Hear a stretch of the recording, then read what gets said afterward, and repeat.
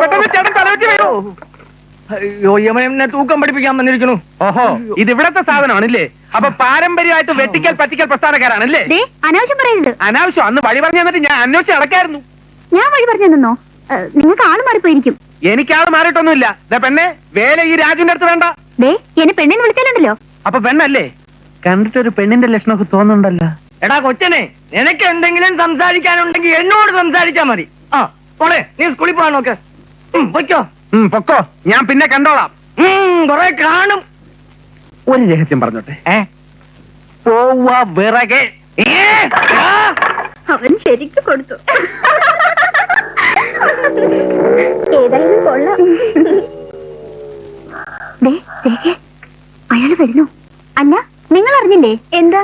ജോസ്റ്റി സ്ട്രീറ്റിൽ പത്മാവതി ഭവനിൽ ഒരു മുഴുവട്ടം വന്ന് താമസമാക്കിയിട്ടുണ്ട്. പിന്നെ എത്രയും പെട്ടെന്ന് ചികിത്സിച്ച് ഭേദമാക്കിയില്ലെങ്കിൽ നാട്ടുകാർ വലയും. അതെ, പട്ടണത്തിലുള്ളവരുടെ തല നിറച്ച് ബുദ്ധിയാണെന്നും ഗ്രാമത്തിലുള്ളവരുടെ തല നിറച്ച് കളിമണ്ണാണെന്നും വിചാരിക്കരുത്. ആണുങ്ങളോട് മര്യാദയ്ക്ക് പെരുമാറിയില്ലെങ്കിൽ മുട്ടല്ലേ ഒടിക്കും.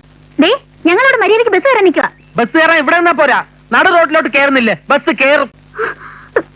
ഞങ്ങളൊരു പോലെ ശല്യപ്പെടുത്തുന്നേ, ഓടി വരുന്നേ. അത് ശരി, കടുവ കിടുവെടുത്തു കാണിച്ചു തരാം. നാട്ടുകാരെ ശ്രദ്ധിക്കൂ. വിറക് എന്ന അപരനാമധേയത്താൽ അറിയപ്പെടുന്ന ശ്രീ നായരുടെ അതിക്രമങ്ങൾ ഓരോ ദിവസം കഴിയുന്തോറും കൂടിക്കൊണ്ടിരിക്കുകയാണ്. കള്ളപ്പടികൾ, കള്ളത്രാസുകൾ എന്നിവയ്ക്ക് സമീപിക്കുക.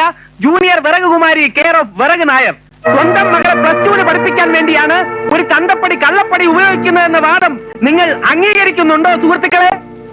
അച്ഛന്റെ വടി പിന്തുടർന്ന് മകളും ഇപ്പോൾ സഹപാഠികളുടെ ഇൻസ്ട്രുമെന്റ് ബോക്സ്, പെൻസിൽ, പേന തുടങ്ങിയവ മോഷ്ടിക്കാൻ ആരംഭിച്ചിരിക്കുകയാണ്. നമ്മളെല്ലാവരും കൂടി സംഘടിച്ച് ഒറ്റക്കെട്ടായി നിന്ന് നായരുടെ കട പൊട്ടിക്കുന്നു.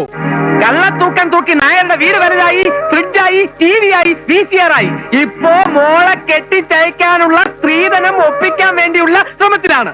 ഈ മോളുടെ പോക്ക് കണ്ടാൽ അറിയാം ഇതിനെ കെട്ടിച്ചയക്കേണ്ടി വരില്ല. ഇത് കെട്ടും പൊട്ടി ചോടിക്കോളുമെന്ന്. കൈയടിക്കും സുഹൃത്തുക്കളെ. അങ്ങനെ